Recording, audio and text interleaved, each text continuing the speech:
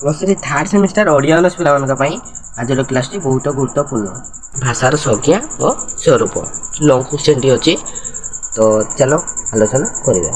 प्रथम जो भाषा है भाषा कौन ना भारतीय संविधान स्वीकृति भाषा मानक मध्यरु ओडिया भाषा अन्यतम। यही भाषा एक निर्दिष्ट भौगोलिक अवस्थिति तथा मनीष मानकर भाषा रूपे गण्य। यही भाषा क्यों भाषा ना ओडिया भाषा। यही भाषार प्राचीनता पूर्व मागधी भाषा गोष्ठी सह समान। भाषा शब्द सर्वदा व्यापक और निर्दिष्ट अर्थरे व्यवहार करा जाय थाए। भाव विनिमयर माध्यम होउजे भाषा। विश्वर समस्त प्राणी जगत निज निजर शैली रे भाव प्रकाश करि थाए। समस्त जते प्राणी माने अछन से माथे तांकर निज निज शैली रे से माने भाव प्रकाश करि थांती। पिंपुड़ी मानकर अलगा तापरे हाथी मानकर पाख मानकर तांकर अलगा थाए ना कम्युनिकेशन पई। एक निर्दिष्ट भाषा मध्य गोटे मनीष भितर सीमाबद्ध न होई गोटे गोष्ठी मध्य संचरणशील होता है। तेणु जीवन प्रक्रियार समस्त आवश्यकता को सहजलब्ध तथा सुगम निमते भाषार प्रचलन कराई। आम पढ़िया भाषार व्युत्पत्तिगत अर्थ करूँ। संस्कृत भाषा धातुरे आ प्रत्यय युक्त होई भाषा शब्दटी सृष्टि होइछि जार अर्थ होउछि व्यक्तिवाणी अर्थात सातत व्यक्ति बाघ रूपेण अवद्यते इति भाषा। जहाँ वाणी माध्यम व्यक्तिगत करा जाए ताहाको भाषा कहा जाए हला। जहाँ मनुष्य मनोभाव को वचन माध्यम स्पष्ट भाव में प्रकाश करा जाए थाए ताहाको भाषा कहा जाए हला। अति सिंपल किसी रॉकेट साइंस पाठ नहीं जहाँकि बुझेब नहीं। तापरे पढ़िबा में भाषार परिभाषा। भाषार परिभाषा कौन भाषा शब्दर ग्रीक प्रतिशब्द होउछि कौन लगस। भाषार ग्रीक प्रतिशब्द होउछि लगस एवं इंग्राजी प्रतिशब्द होउछि लैंग्वेज। ग्रीक लगस शब्दर अर्थ हैला कौन चिंता शक्ति और ज्ञान। तेणु भाषा मनुष्यर चिंताशील और ज्ञान सहित संपर्कित बोली बहु प्राचीन काल ग्रीस दार्शनिक और भाषा विज्ञानी माने उपलब्ध करि पारिथिले।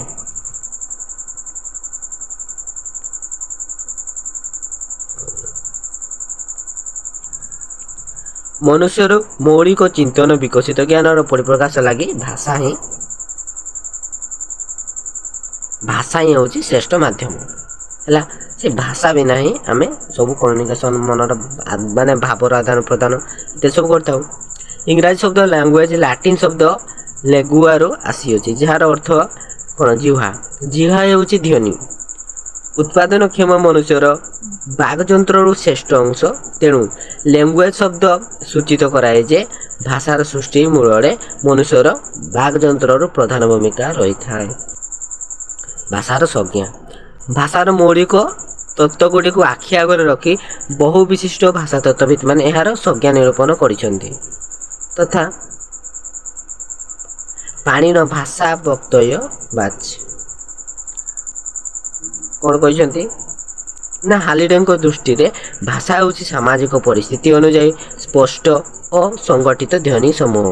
बी ब्लॉक एवं जिले ट्रेगार सेमानंकर आउटलाइन्स ऑफ लिंग्विस्टिक एनालाइसिस ग्रंथ रे भाषार संज्ञा संपर्क रे उल्लेख करिसेंति जे भाषा हूँ जादुच्छिक बाचिक ध्वनि प्रतीक समूहर एक व्यवस्था जहाद्वारा एक सामाजिक गोष्ठी परस्पर मध्य सहयोग स्थापन करती। E.H. सत्यत्य तांकर इंट्रोडक्शन ऑफ लिंग्विस्टिक साइंस ग्रंथ रे ब्लॉक और ट्रेगार कर समधर्मी संज्ञा उल्लेख करी अधिक भाषा माध्यम सामाजिक गोष्ठी प्रतिक्रिया प्रकाश करती बोली से मत देइछंती। के देइछंती E.H. सत्यत्य। तापर अच्छी L.H. ग्रे मतरे भाषा रे वक्ता पक्ष और श्रोता पक्ष उभय उपर गुरुत्व आरोप करा जाई अछि। मानव समाज और समाज वर्ग द्वारा परंपरा क्रमे ध्वनि प्रतीक मानकर व्यवस्था स्वीकृति लाभ कले भाषार सृष्टि हुए बोली कहा जाइछि हैला। माने देखो हैला केते जण के माने अनेक प्रकार केमिति मत देइछन्ति एगुरको माने मने रखो। तापर एच स्विच कौन मत देइछन्ति द हिस्ट्री ऑफ लैंग्वेज ग्रंथ रे भाषार संज्ञा यहीपरि निरूपण करछन्ती। भाषा होची मनुष्यर बाकयंत्र उच्चारित ध्वनि समूह जहाद्वारा चिंताराजीर प्रकाश संभव हुए और जार उणा अधिके निर्दिष्ट अर्थ थाए। एठारे ध्वनिर अर्थ निर्दिष्ट बोली ग्रहण कराउछे किंतु हे जादुछिक बोली सूचना दिया जाय नाही। तबरे एसी वेलनेड भाषार परिचय प्रदान करने को जाई मनुष्यर कथा ही तार भाषा। से कहते मनुष्यर कथा से जहाँ कथा कहे ता ही भाषा। भाषार स्वरूप देखीदेवा कौन अच्छे ना भाषा हूँ प्रतीकात्मक। भाषा सृष्टि मूल ध्वनिर उपस्थिति गुरुत्वपूर्ण। शब्द आहरण नूतन शब्द निर्माण अर्थर नवी प्रयोग वाक्य गठन में नूतनता भाषा को गतिशील करा जाय थाए। मनुष्यर भाषा स्वतंत्र। सभ्यता और संस्कृतिर विकास संगे संगे भाषार विकास होता है। अनुकरण माध्यम भाषा पीढ़ी पर पीढ़ी उत्तर पुरुषर पहुँचे। तेणु भाषार कौन अंतिम रूप परिकल्पना करा जाय न पारे। तार किसी अंतिम रूप नहीं बा तार शेष नहीं। भाषा मनुष्यर चिंतन प्रक्रिया एक अंश विशेष। चिंतन पथ को सुदृढ़ शृंखलित तथा नीतिनिष्ठ करने भाषार व्यवहार गुरुत्वपूर्ण। सही दृष्टि भाषार परिसर व्यापक। तेणु भाषार परिसर को साधारण चारिबार व्यक्त कराई यथा भाषार विभिन्न लक्षण, भाषार विभिन्न प्रवृत्ति, भाषार विभिन्न रूप आ गोटे भाषार विभिन्न श्रेणीकरण यही चारिबार व्यक्त कराई। भाषार विभिन्न लक्षण कौन ना मानव भाषा केतेक निर्दिष्ट वैशिष्ट्य लक्षण लक्ष्य करने को मिले जहाँ मानवेतर प्राणी मानक ध्वनि रे आद्य संभव नुहे। प्रोफेसर हॉल मानवेतर प्राणी मानकर तुलनात्मक अध्ययन कार्य मनुष्य भाषार विशिष्ट लक्षण गुड़िकर संधान करते। प्रोफेसर हॉल तांकर स्टडी लैंग्वेस्टिक ग्रंथ आलोचना करते बेले हेट तांकर कैरेक्टरिस्टिक ऑफ ह्यूमन लैंग्वेज ग्रंथ यार गवेषणात्मक आलोचना करिसेंती। भाषार सप्त लक्षण यार स्वरूप विशेषण में विशेष सहायक होता है यथा भाषा हूँ प्रेरण और ग्रहण माध्यम। मानवीय भाषार प्रेरण और ग्रहण उभय द्वितीय क्षमता रही। वक्ता तार चिंताधारा को समाजर अन्य व्यक्ति और व्यक्तिवर्ग निकट को प्रेरण करे और अन्य व्यक्ति बा वक्ता वर्ग प्रेरण करथिबा चिंताधारा को ग्रहण करे। प्रथम व्यक्ति प्रथमे वक्ता पर श्रोता माने प्रथमे श्रोता बा परे वक्ता करण। प्रत्येक भाषार स्वकीय स्वतंत्र पद्धति रही। यही विशेषत्व ताहाको अन्य भाषा ठारू पृथक बोली चिन्हाई दिए। ध्वनि शब्द रूप वाक्य प्रभृति क्षेत्र में यह विशेषत्व लक्ष्य करा जाए। तापर अच्छे विद्यमान भाषा वस्तुर विद्यमानता और अविद्यमानता उभयर प्रकटन करिपारे यथा दरगर्भा तटिनी एठारे दरड़ विद्यमानता प्रकाशित। जलशून्य तटिनी एठारे जल विद्यमानता सूचित होइअछि। देखो तापर आउ किसी सेमती इंपोर्टेंट किसी नहीं जादुछिकर टिके लिखिदेवा। जो भाषार आय आरंभ काल उच्चारित ध्वनि जादुछिक। तेणु भिन्न भिन्न भाषा भिन्न भिन्न ध्वनि रही। संस्कृत भाषा ओ आ से इत्यादि और इंग्राजी भाषा ए ओ यू माने स्वर ध्वनि और बी सी डी एफ कौन व्यंजन ध्वनि रही। भाषा ध्वनि बा ध्वनि समूहर मध्य जादुछिक। तेणु गोटे ध्वनि गोटे निर्दिष्ट भाषार गोटे निर्दिष्ट अर्थ बहन कला बेले अन्य गोटे भाषा अन्य गोटे निर्दिष्ट अर्थ बहन कला बेले अन्य गोटे भाषा अन्य गोटे निर्दिष्ट अर्थ बहन करिଥାଏ। उदाहरण स्वरूप संस्कृत गो धेनु इंग्राजी गो माने जीवा। गो माने से गोटे वर्ड गो किंतु तार मीनिंग अछि अलग अलग। संस्कृत रे धेनु इंग्राजी रे जीवा। द्वैतता कौन अच्छी प्रत्येक भाषा निश्चित भाव में ध्वनि समष्टि दुईटी द्वय रही दुईटी तत्व रही। प्रथम प्रत्येक भाषा निश्चित भाव में ध्वनि समष्टि दुईटी तत्व रही यथा अर्थ तत्व और संबद्ध तत्व। ध्वनि समष्टि निर्दिष्ट रीति से सज्जित हो एकत्र उच्चारित हेले और कौन सी अर्थ प्रकाश कले ता शब्द परिणत हुए किंतु केवल शब्द द्वारा वाक्य गठित हो पारिबा नहीं। तेणु भाषार सृष्टि हो पारिबा नहीं। वाक्य गठन शब्द पदर परिणत होगा आवश्यक। उत्पादन क्षमता भाषार भित्ति पूर्वकालीन हेले मध्य एथिरे निरंतर नूतन नूतन सामग्री युक्त होता है। यह फल भाषा जीवंत बहमान परिमार्जित और परिवर्धित होता है। शब्दर आहरण नूतन शब्दर निर्माण नूतन अर्थर उद्भावन आदि होउछि भाषा उत्पादन क्षमतार अंगीभूत। तापर सांस्कृतिक संप्रेक्षता बा प्रभावन भाषा उत्तराधिकारी सूत्र नुहे यह शिक्षा द्वारा गोटे व्यक्ति ठारू अन्य व्यक्ति पर्यंत परंपरा क्रमे प्रभावित होई शैशवर प्रत्येक मनीष तार गुरुजन बा समकालीन व्यक्ति मानकु अनुकरण करी भाषा शिक्षा करिଥାଏ। तापर अछि भाषार विभिन्न प्रवृत्ति भाषार प्रवृत्ति बा प्रकृति प्रत्येक भाषा पई स्वतंत्र भावे प्रयोज्य। प्रत्येक भाषार स्वकीय व्याकरण रहिछि ताहार नियमावली सही विशेष भाषा पई प्रयोज्य। भाषार सही प्रवृत्ति गुडिक हेउछि भाषा पैतृक संपत्ति नुहे। भाषा गोटे पैतृक संपत्ति नुहे। पुत्र पितार अन्यान्य पार्थिव संपत्ति परि पितार भाषा को अनायास प्राप्त हुए नहीं। एक ओडिया शिशु जदि कोमल शैशवस्था इंग्लैंड को प्रेरित हुए और सेठारे समग्र जीवन सेठाकार सामाजिक परिवेश रे अतिबाहित करे तेबे से तार पैतृक भाषा ओडिया भाषा कहि परिबा नहीं, से इंग्राजी ही कहबो। भाषा को अर्जित संपत्ति मनुष्यर भाषा शिशुर देह सज्जित जन्मरु आसे नहीं। मनुष्यर भाषा शिशुर देह सज्जित जन्मरु आसे नहीं। भाषा समाजर परिवार वातावरण आत्मीयता बंधु बांधव सहयोगी और साथी मान गठार शिखा हुए। गोटे गोटे शब्द को से बारंबार शिखे बुझे और कहे। भाषार अनुकरण और व्यवहार अर्जित हुए। पूर्व आलोचन स्पष्ट होइछि शिशु समाजर ही भाषा अर्जन करे।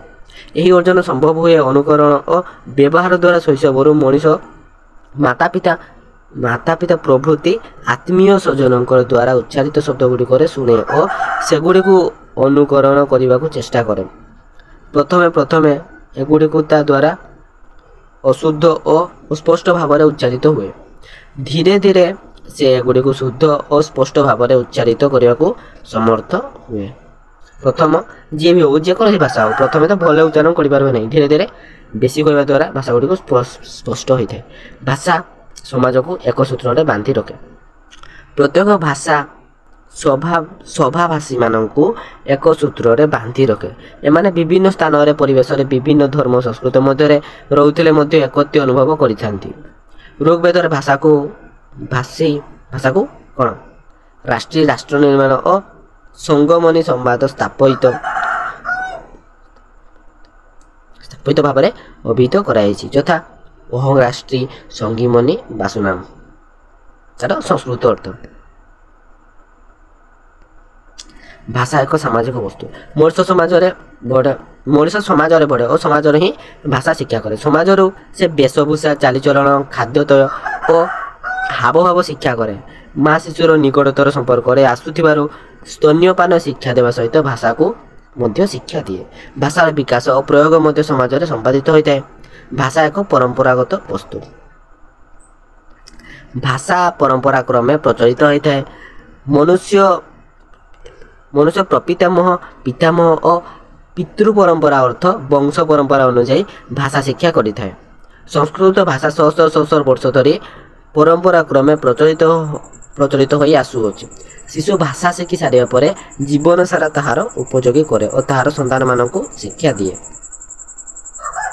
भौगोलिक सीमा प्रत्येक भाषार एक स्वकीय भौगोलिक सीमा रही।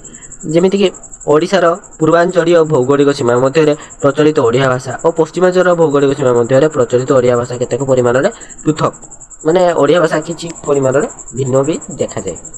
प्रत्येक भाषार तार ऐतिहासिक सीमा प्रत्येक भाषार जेपरि भौगोलिक सीमा रही सेपरि ऐतिहासिक सीमा मध्य रही। ऐतिहासिक भाषा विज्ञान प्रत्येक भाषार यही ऐतिहासिक दिग उपर आलोकपात करे। प्रत्येक भाषार प्रारंभ क्यों रूप थिले परवर्ती कार मानकरे क्यों रूप ग्रहण कला क्यों भाषा क्यों समय प्रचलित थिला यही सब विषय ऐतिहासिक भाषा विज्ञान रे विचार करा जाए। संरचनार स्वतंत्र विश्वर प्रत्येक भाषार संरचना बा गठन प्रणाली स्वतंत्र। दुईटी भाषार ध्वनि शब्दरूप शब्दालंकार धातुरूप अर्थतत्व प्रभृति अल्प बहुत परिमाण में निश्चय पार्थक्य रहिब। कठिनतार सरलता आड़ को गति ଅଳ୍ପ ପରିଶ୍ରମରେ ଅଧିକ ଲାଭ କରିବାର ପ୍ରବୃତ୍ତି। ପ୍ରତ୍ୟେକ ମନୁଷ୍ୟ ପାଖରେ ସ୍ୱାଭାବିକ ଅଳ୍ପ ପରିଶ୍ରମରେ ଅଧିକ ଲାଭ କରିବାର ପ୍ରବୃତ୍ତି ପ୍ରତ୍ୟେକ ମନୁଷ୍ୟଙ୍କ ପାଖରେ ସ୍ୱାଭାବିକ। ସିଏ ଚାହେଁ ଯେ କେମିତି କମ୍ ପରିଶ୍ରମରେ ବା ଅଧିକ ଲାଭ କରିବ, କମ୍ ପରିଶ୍ରମରେ ବା କ'ଣ ସେ କମ୍ ସମୟରେ ବେଶୀ ପଇସା ଇନକମ୍ କରିବା ପାଇଁ ଚାହେଁ। ଏହି ପ୍ରବୃତ୍ତିରୁ ଭାଷା କଠିନତାରୁ ସରଳତା ଆଡ଼କୁ ଗତି କରେ। ଉଦାହରଣ ଉପାଧ୍ୟାୟ ଓଝା, ପୂର୍ଣ୍ଣଚନ୍ଦ୍ର ପୁନିଆ, ବୀରେନ୍ଦ୍ର ବୀରେନ, ବିଦ୍ୟାଧର ବିରିଆ। ସେମିତି କିଛି ମାନେ ସର୍ଟକଟ୍, ସମସ୍ତେ ସବୁବେଳେ ସର୍ଟକଟ୍ ଚାହାନ୍ତି, କେମିତି ସର୍ଟକଟ୍ ଦେଇକିନା ଗତି କରିବେ। ଭାଷାର ସ୍ଥିରୀକରଣ ଓ ଅସ୍ଥିରୀକରଣ ଦ୍ୱାରା ପ୍ରଭାବିତ ହୁଏ। ଭାଷାର ଦୁଇଟି ପ୍ରବୃତ୍ତି କାର୍ଯ୍ୟ କରାଯାଇଥାଏ, ଯଥା କ'ଣ ସ୍ଥିରୀକରଣ ଓ ଅସ୍ଥିରୀକରଣ। ସ୍ଥିରୀକରଣ ଦ୍ୱାରା ଭାଷାର ପରିବର୍ତ୍ତନର ବେଗ ହ୍ରାସ ପାଏ, ଏହାକୁ ମାନବୀକରଣ ପ୍ରକ୍ରିୟା ମଧ୍ୟ କୁହାଯାଏ। ଅସ୍ଥିରୀକରଣ ପ୍ରକ୍ରିୟା ଦ୍ୱାରା ଭାଷା କେନ୍ଦ୍ରାପଗାମୀ ହୋଇଥାଏ। ନୂତନ ପରିବର୍ତ୍ତନ ଦ୍ୱାରା ଭାଷା ନମଗନ ରୂପ ଲାଭ କରେ। ଏହି ପ୍ରକ୍ରିୟାକୁ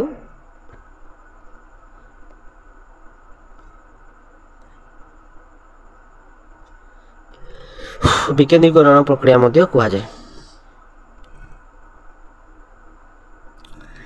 ଭାଷା କେବଳ ବିଚାର ଅଭିବ୍ୟକ୍ତିର ସାଧନ ନୁହେଁ।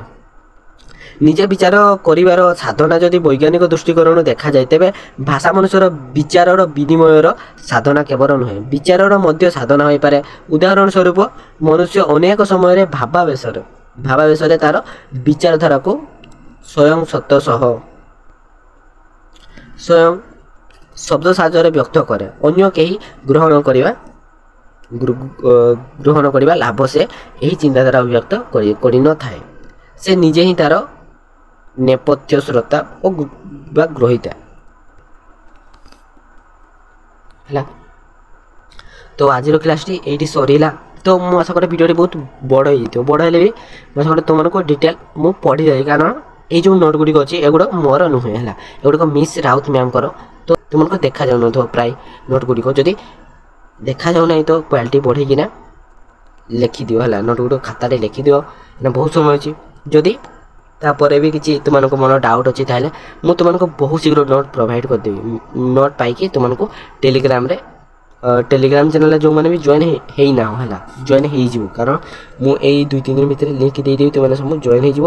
ଯେତେ ସବୁ ନୋଟ୍ ଗୁଡ଼ିକ ଅଛି +3 ଅଲ୍ ସେମିଷ୍ଟାର ପିଲାମାନଙ୍କ ପାଇଁ, ତାହା ସବୁ ସେଇ ଟେଲିଗ୍ରାମ ଚ୍ୟାନେଲରେ ମୁଁ ଦେଇଦେବି ତୁମମାନଙ୍କୁ ହେଲା। ତ ଜୟ ଜଗନ୍ନାଥ। ଆଜିର କ୍ଲାସ୍ଟି ଏଇଠି ରହିଲା, ଦେଖାବା ଆଉ ଗୋଟେ ନେକ୍ସଟ କ୍ଲାସ୍ରେ। ଓକେ।